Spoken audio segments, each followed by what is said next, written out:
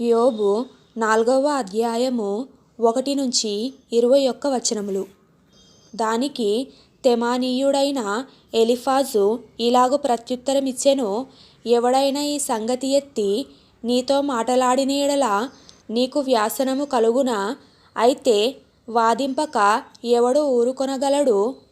అనేకులకు నీవు బుద్ధి నేర్పిన వాడవు, బలహీనమైన చేతులను బలపరచిన వాడవు. నీ మాటలు త్రొట్టిల్లు వానిని ఆదుకొనియుండెను.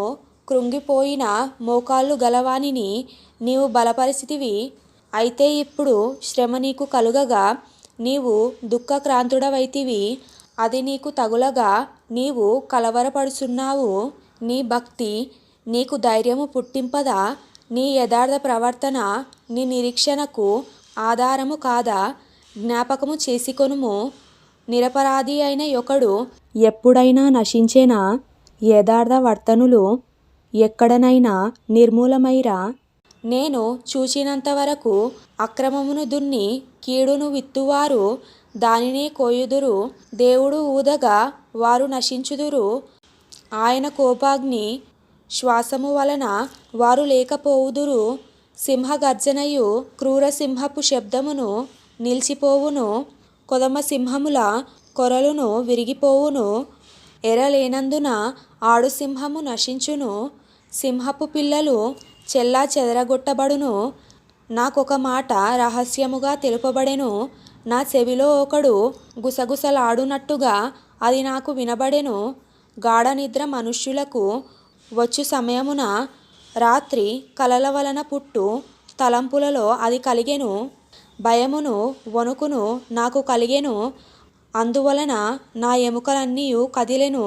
ఒకని శ్వాసము నా ముఖమును కొట్టగా నా శరీర రోమములు పులకించెను. అది నిలవబడగా దాని రూపమును నేను గుర్తుపట్టలేకపోతిని. ఒక రూపము నా కన్నుల ఎదుట నుండెను. మెల్లనైన యొక్క కంఠస్వరమును నేను వింటిని. ఏమనగా, దేవుని సన్నిధిని మార్త్యులు నీతిమంతులగుదురా?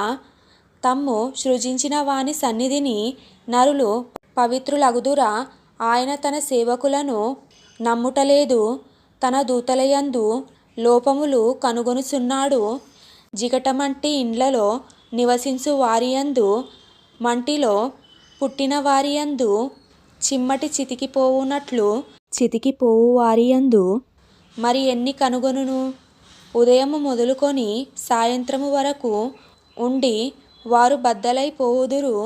ఎన్నిక లేని వారై సదాకాలము నాశనమయ్యుందురు.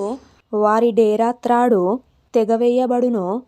వారు బుద్ధి కలుగకయే మృతి నొందుదురు. అలాగుననే జరుగుచున్నది గదా.